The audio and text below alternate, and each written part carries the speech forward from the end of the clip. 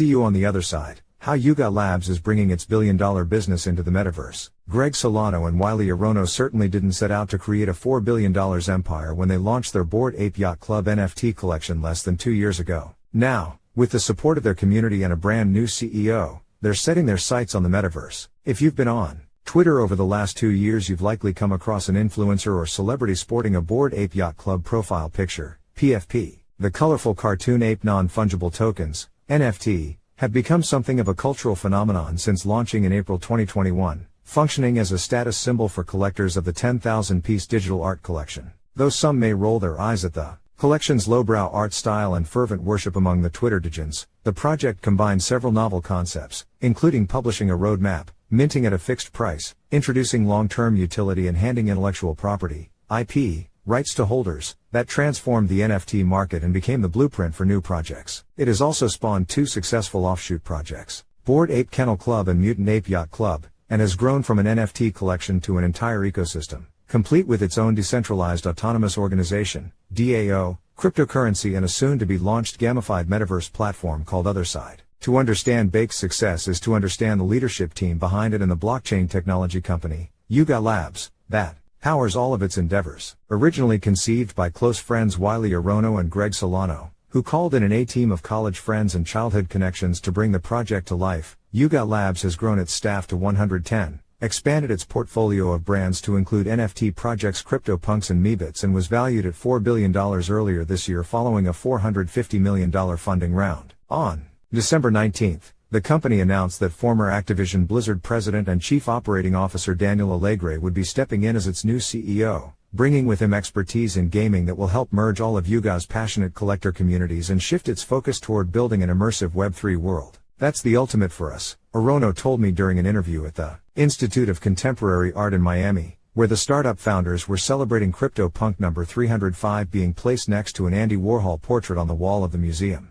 We see Otherside as the intersection of a lot of this stuff and where we see really the next evolution of the space going towards, where gaming is so important, Solano added. Founder foundations. Aronow and Solano are the creative drivers of what they call a creative-first company. Our DNA is that we think of the things that we want to do and then figure out the creative stories that we want to tell, Solano told me. Then we figure out how we're going to do them and work back from there. He and Aronow both have backgrounds in creative writing, showcased through BAYC's use of narrative-driven storytelling to create an entire universe around their characters. Aronow told me that despite their differences in personal taste and personality, I'm extroverted, he's introverted, the duo has learned how to find common ground, playfully calling their relationship codependent. We have this extreme yin and yang thing going on, Aronow said. He pushes me, I rein him in and we find a spot where we're aligned, Solano added. In addition to literature, the two men are both avid gamers who initially bonded over a shared love of MMORPGs, massively multiplayer role-playing games, like World of Warcraft some 12 years ago. It was mostly just trading books and making jokes, Aronow said of their early relationship. In fact, Aronow and Solano spent much of their budding friendship communicating through online games and social platforms, instilling in them an appreciation for and a deep understanding of digital meeting spaces. Before BAYC, we met in person maybe only 4 or 5 times, Solano said. Our friendship was born in the metaverse, I guess you could say, Aronow joked. Creating a project for the Degens, making the jump from crypto enthusiasts to founders of a multi-billion-dollar company, was the combination of good planning and good timing. A mutual interest in Ethereum grew as crypto began to spike in the late 2010s, inspiring the two friends to create a blockchain-based project together. They recruited Solano's college friends Karem Adalai and Zashan Ali, who helped to co-found Bored Ape Yacht Club, alongside Aronow's childhood best friend Nicole Muniz, who has served the company's CEO and will shift into a role as partner and strategic advisor when Daniel Alegre takes over as CEO next year. The first time you hear about crypto is because someone probably casually mentioned it and you don't know what to make of it, Aronow said. And then the second time you hear about crypto is probably the most important time because the person who told you the first time has now made a lot of money off it. Aronow had been dealing with an autoimmune condition for several years, which led him to seek social interactions and community online. The pair soon became active on crypto Twitter, aka the corners of Twitter where communities of crypto enthusiasts share market movements and memes, and were fascinated with what they saw as an emerging social movement around NFTs and Ethereum. We became interested in the personalities and the culture that was being built on crypto Twitter and, in particular, around Ethereum. It just felt like there was suddenly a platform for people to build upon, he said. The COVID-19 pandemic, the co-founders said, helped to accelerate the process by bringing people indoors and pushing them to find new ways to collaborate in digital spaces. I think there's no coincidence that we launched during the lockdown, and a lot of people were somewhat lonely at their computers, hanging out, Solano said. We think a lot about the impact that COVID had on the creation of Bored Ape Yacht Club and why NFTs and the 10K profile picture collections boom took off, Aronow continued. I feel strongly that, for better or worse, human beings seem to do better with communal families or tribes. There was just a longing to be a part of a club. He shared stories of pseudonymous Twitter personalities tweeting late at night that they were bored and were looking for companions to play video games with. Combined with the affectionate term embraced by the crypto community of aping into a project with zeal, Bored Ape Yacht Club was born. All these folks who aped into crypto at some point, who probably became rich in the scope of things, Aronow said, they just wanted to be among other people with shared interests. Ultimately, they say, while the project was crafted as a loving homage to the degenerate traders of the crypto ecosystem, many of their early community members were first-time NFT buyers who were learning alongside them.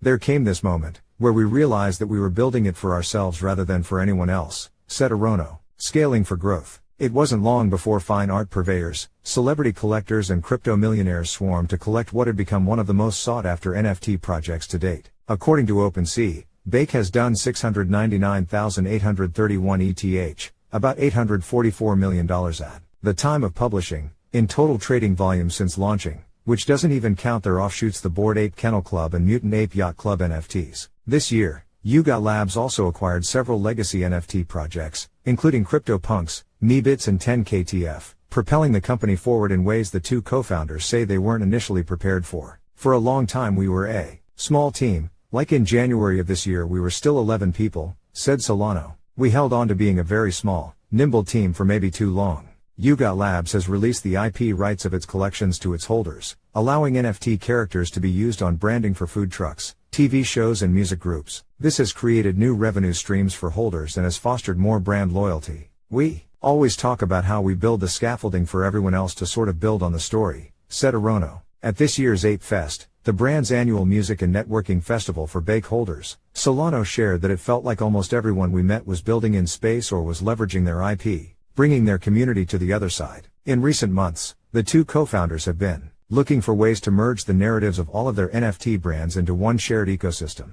In April, Yuga Labs announced the Otherside, a gamified, interoperable metaverse experience, where players could own land and turn their existing NFTs into playable characters. Yuga Labs sold 55,000 other deed NFTs linked to virtual land ownership, raking in about $320 million in primary sales. All of the projects that we have are deeply important to us, said Aronow. Where we see the other side is at that intersection. In July, the brand ran an invite-only first trip for over 4,600 players, giving the first glimpse at what their world-building platform would look like. In a lit paper released shortly after the event, developers said that in the initial stages, only other deed holders and selected third-party developers would be able to participate in the narrative gameplay experience. It exemplifies why we wanted to do this in the first place, Aronow concluded. In the future, we look forward to seeing what new experiences and games our community can create to expand the possibilities of the metaverse, the lit paper teased. The next stages of the Otherside metaverse remain shrouded in secrecy, though they are being built on the foundations of gaming and narrative-driven storytelling that initially brought the founders together. Yuga Labs has teased another possible character collection called Codas that are embedded into other deed NFTs and released a promotional video in September promising more storytelling by the end of this year.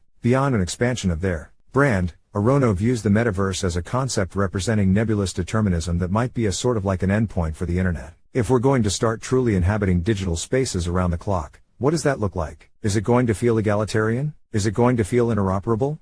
The idea of clocking into work in the metaverse in a really unfun way sounds hellaciously dystopian, he added, calling the Otherside a platform for gaming and weird experiences. It's no coincidence that their incoming CEO helped oversee gaming titles including World of Warcraft while at Activision Blizzard, the same game that Aronow kept coming back to during our interview as a source of inspiration for the Otherside. We started thinking about how to incentivize cooperation. Aronow told me of Yuga's early metaverse ambitions. In World of Warcraft, for instance, you could play the game as a mostly single player, but if you came across a big baddie in the swamp and you saw another player around, suddenly you're incentivized to go up to that person and say, hey, can you help me kill this thing? We'll share the rewards. Creating a truly co-developed, egalitarian metaverse that is fun is now Yuga's highest priority, said Solano. It's really about encouraging people to work together and get to know each other. It exemplifies why we wanted to do this in the first place, Aronow concluded.